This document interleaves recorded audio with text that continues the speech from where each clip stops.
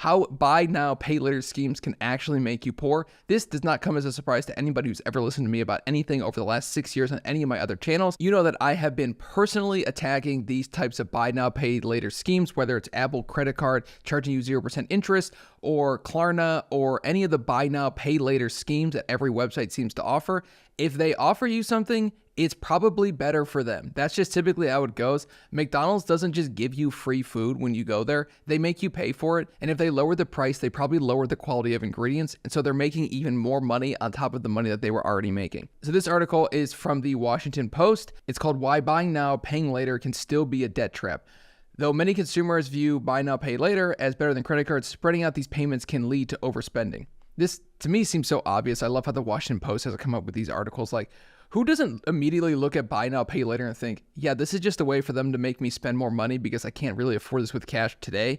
And instead of buying it with cash today or just not buying it at all, they're going to let me buy it over the course of 10 months, $200 a month, and I spent $2,000 that I never really had in the beginning to buy this. Reading from the article here, from 2019 to 2021, buy now, pay later, BNPL, use skyrocketed. Loans originated in the United States climbed from 16.8 million to $180 million, and dollar volumes jumped 12-fold to 24.2 billion, according to the 2022 CFPB report that surveys 5 largest lenders. So obviously people are using these schemes, or using these scams, or using these companies' tactics against themselves. People have become so materialist that they don't care about the fact that this item that they're buying is the reason that they're staying poor, or they're staying broke, or they're having to live paycheck to paycheck. The vast majority of people in this country could do a lot better financially. Not everybody, I get it, whatever. But the vast majority of people would do better financially if they just didn't fall for these stupid buy now, pay later schemes. It's no different than buying a car that you can't afford, or a house that you can't afford. Buying stuff that is significantly, like where the monthly payment is a significantly larger percentage of your take-home pay than it should be, is what keeps most Americans broke. The idea of a car payment to me is just ridiculous. I haven't had a car payment in a long time. And you think some of these car payments now are $1,000, $1,200, $1,300. I've seen videos of people where they walk around and ask other car salesmen at the store, and they say, how much is your car payment? And they're all like $700, $800, $900, $1,200. It's just ridiculous, because if you actually were to just invest that money, and you knew I was going to pull that up, you can invest that money, the $1,000 a month, instead of buying a car. You could just invest that money into a mutual fund that just follows the market. And let's say you invested for 40 years, you were 27, and then at the time you stopped investing this $1,000 every month, you were 67, and you're going to invest $1,000 a month, and your annual rate of return will be 10%. Your total estimated amount of money at the end of that will be $6,324,078. Instead, you bought car after car after car after car for $1,000 a month monthly payment. And the money that you lost, not only the money that you lost by not investing, because you contribute $480,000 and the growth is $5.8 million. So that's how much you're losing, $5.8 million. But you also are buying a $40,000, $50,000, $60,000 car that at the end of that term loan, let's say it's 6 years or 7 years, it's going to be what? 20, 15, 10,000. So you buy this $80,000 car, you pay $1,000 a month for 96 months or something, 8 years. And then at the end of that loan, this is the most ridiculous thing. You buy an $8,000 car. At the end of that loan, let's say it's worth $20,000. So you lose $60,000 and you don't invest any of that money. This is what keeps the middle class the middle class. This is what keeps the lower class the lower class. And instead of being able to jump up, they buy cars that they can't afford to impress people they don't know. That way they can seem like they're doing a lot better than they actually are. All you have to do is invest that money. It's literally the simplest thing. If you're going to buy a car, just don't buy it with cash. Wait. Stick it out. I don't know. My wife and I have gone from one car to two car to one car to two car. And I think one car, honestly, for the most part, is enough. Almost never do we need more than one car. And if you find yourself needing more than one car, consider getting like an electric bike. I've made a video about my electric bike on my other channel, and it's really one of the most remarkable ways to get around. They're $1,000. My brother gave me mine for free because I have the best brother on the planet, and as you will see in that video. But $1,000 for a mode of transport that can get you, mine can take me, I believe it's up to 15 miles if I'm just not even pedaling at all. So it's basically just like an electric, it's like an electric motorcycle. And so you could take that and just, you could get almost anywhere 15 miles. I mean, I live in the country in the sticks, and I still drive it to the downtown that I live by. And it's like 3 or 4 miles to the downtown that I live by. So you can get around places without a car. And I think the dependence on a car is a very uniquely American problem, but also it's a uniquely American thing to buy a car that they can't afford to impress people that they don't know or don't even like.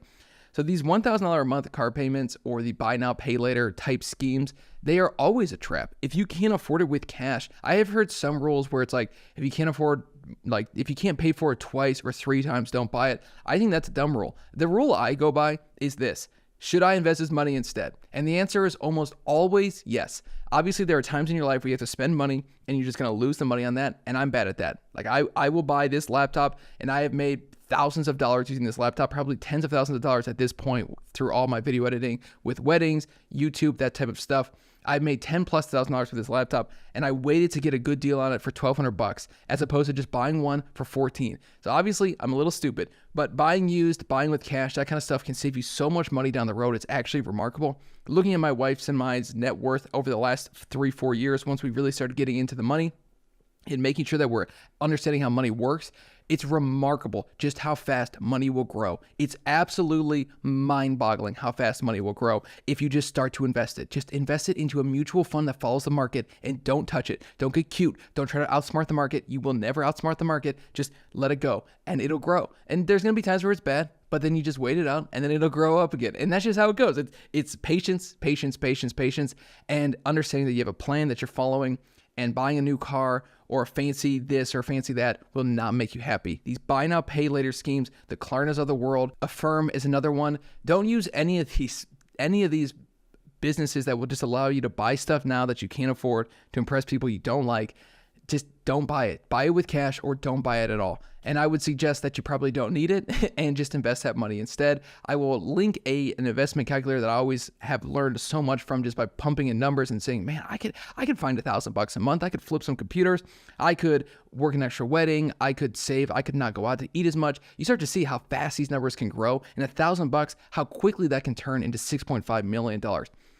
Honestly, you might not be able to experience that money in your lifetime. And that's one of the things.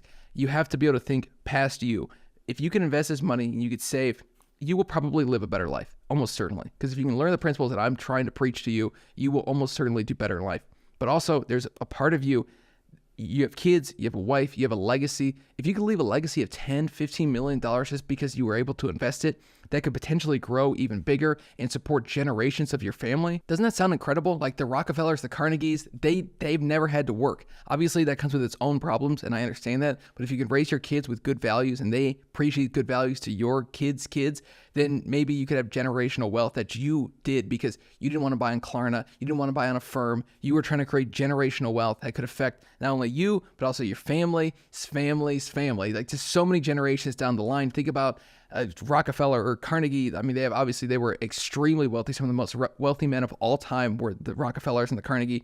But if you see how that money has affected their lineage, it's 200 years of American excellence because of one guy. He created billions of dollars of net worth. Chase, just billions of dollars of net worth for their family. And obviously, like, whatever you could say about billionaires, I don't really care. It's just more the fact that they could create this legacy for generations of their family. And so they've been dead for 200 years, 150 years, 100 years, and their money is still feeding the mouths of their kids. And that's remarkable. That's a remarkable way to think. And that's a remarkable way to live your life. Because if you live like that, you will be able to experience a lot more love today if you're thinking about the future. And in my opinion, that's sort of how I've always lived. Stop using Affirm, stop using any of these Klarna, stop using any of that stuff. It's junk, it's garbage, it's going to make you poor. Just trust me on this one.